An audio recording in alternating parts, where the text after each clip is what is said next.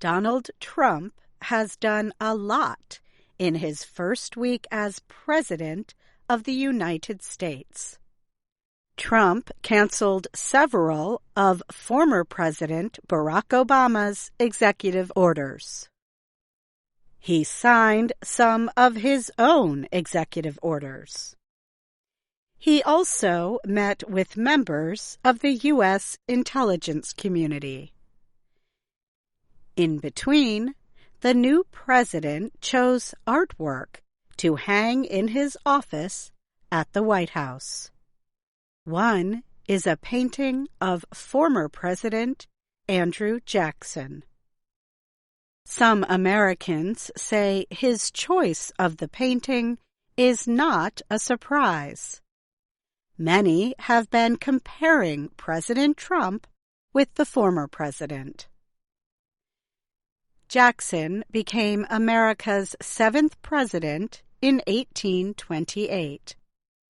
Historians consider the 1828 election one of the more negative presidential campaigns.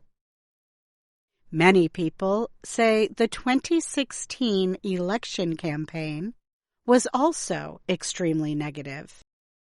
That is just the beginning of the comparisons between Trump and Jackson, observers say. Both men campaigned as populists, candidates who say they represent ordinary people. Both are also known as political outsiders and conservatives. And both are known for having strong personalities. Jackson, like Trump, was fiercely independent. He said that he alone would define his administration's policies.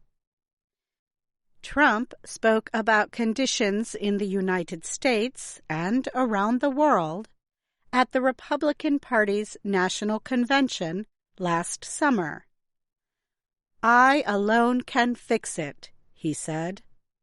Trump was talking of, in his words, poverty and violence at home, and war and destruction abroad.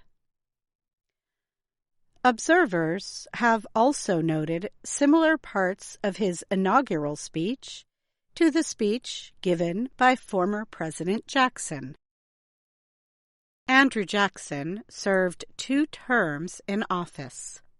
He was a member of the Democratic Party, the conservative party at that time in American history. Donald Trump once considered himself a Democrat. He was also at one time an independent. He is now a Republican, the major conservative party in America today.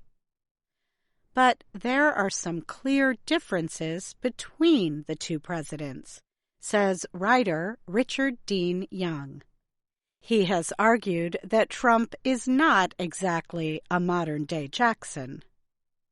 Historical comparisons are tricky, Young told VOA. One difference is that Jackson served in the U.S. military, Young said. He fought in battles against Native Americans and later against British forces. Trump, on the other hand, is a billionaire businessman from New York City. In Young's words, Trump is a city boy with absolutely no experience in military matters.